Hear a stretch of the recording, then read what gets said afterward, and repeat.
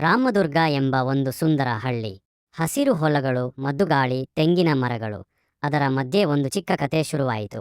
ಆ ಹಳ್ಳಿಯಲ್ಲಿ ರಾಘವ ಎಂಬ ಹುಡುಗ ಇದ್ದ. ಅವನು ರೈತನ ಮಗ. ಬೆಳಗ್ಗೆ ಬೇಗ ಎದ್ದು ಹೊಲಕ್ಕೆ ಹೋಗಿ ಕೆಲಸ ಮಾಡುತ್ತಿದ್ದ. ಅವನ ಜೀವನ ಸರಳ, ಆದರೆ ಮನಸ್ಸು ತುಂಬಾ ನಿಷ್ಠೆ. ಅದೇ ಹಳ್ಳಿಯಲ್ಲಿ ಕಾವ್ಯ ಎಂಬ ಹುಡುಗಿ ಇದ್ದಳು. ಅವಳು ಶಾಲಾ ಶಿಕ್ಷಕರ ಮಗಳು. ಓದಿನಲ್ಲಿ ಚತುರಳು, ಆದರೆ ಸ್ವಭಾವದಲ್ಲಿ ತುಂಬಾ ಮೌನ. ಒಂದು ದಿನ ಹಳ್ಳಿಯ ಬಾವಿಯ ಬಳಿ ಅವರ ಮೊದಲ ಭೇಟಿಯಾಯಿತು. ಕಾವ್ಯ ನೀರು ಎತ್ತಲು ಪ್ರಯತ್ನಿಸುತ್ತಿದ್ದಳು, ಆದರೆ ತುಂಬಾ ಕಷ್ಟವಾಗುತ್ತಿತ್ತು. ಅದನ್ನು ಗಮನಿಸಿದ ರಾಘವ ಮುಂದೆ ಹೋಗಿ ಸಹಾಯ ಮಾಡಿದ್ದ. ಧನ್ಯವಾದ ಎಂದಳು ಕಾವ್ಯ ಸಣ್ಣ ನಗೆಯೊಂದಿಗೆ.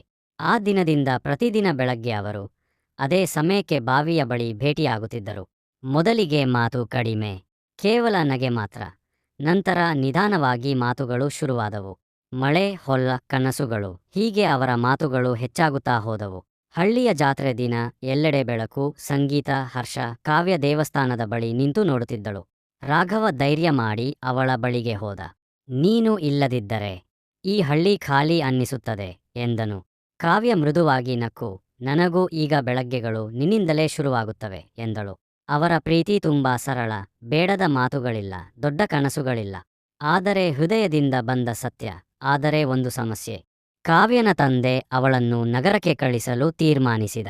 ಅದನ್ನು ಕೇಳಿದ ರಾಘವನ ಮನಸ್ಸು ಮುರಿದು ಹೋಯಿತು. ಹೋಗುವ ಮುನ್ನದ ದಿನ ಅವರು ದೊಡ್ಡ ಆಲದ ಮರದ ಕೆಳಗೆ ಭೇಟಿಯಾಗಿದರು. ನನ್ನನ್ನು ಮರೆತ್ಬಿಡ್ತೀಯಾ ಎಂದು ಕೇಳಿದ ರಾಘವ.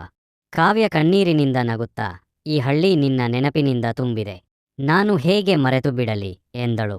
ಅವಳು ಹೋದಳು. ದಿನಗಳು ಕಳೆದವು. ರಾಘವ ತನ್ನ ಜೀವನ ಮುಂದುವರಿಸಿದರು. ಅವಳ ನೆನಪು ಹೃದಯದಲ್ಲಿ ಉಳಿಯಿತು. 1 ವರ್ಷ ನಂತರ ಮತ್ತೆ ಜಾತ್ರೆ ಬಂದಾಗ ರಾಘವ ಎಂಬ ಧ್ವನಿ ಕೇಳಿಸಿತು. ಅವನು ತಿರುಗಿ ನೋಡಿದ. ಕಾವ್ಯ. ನಗರದಲ್ಲಿ ಎಲ್ಲವೂ ಸಿಕ್ಕಿತು, ಆದರೆ ಮನಸ್ಸಿಗೆ ಶಾಂತಿ ಇಲ್ಲಿ ಮಾತ್ರ ಸಿಕ್ಕಿತು.